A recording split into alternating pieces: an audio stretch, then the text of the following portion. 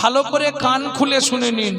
যারা বাড়িতে ঠাকুরের পুজো করেন, সে লক্ষ্মী ঠাকুর হোক, কালী ঠাকুর হোক, যে যার পুজো করেন, তো বাড়িতে তিনটে পাপ কাজ কোনো সময় করবেন না। কি কি তিনটে পাপ কাজ? কোনো সময় কুঁড়ি ফুল তুলে ঠাকুরকে দেবেন না। যারা আমার ইউটিউব শুনে তারা নিশ্চয়ই এগুলো জানে। কোনো সময় 3-4 দিনের বাসি পচা ফুল ভগবানকে দেবেন না। 2, 3 নম্বর, যেটা আপনারা সব সময় পাপটা করেন, এটা করবেন না। সকালবেলা হাঁটতে যাবার নাম করে লোকের কাছে ফুল চুরি করে ঠাকুরকে দেবেন না।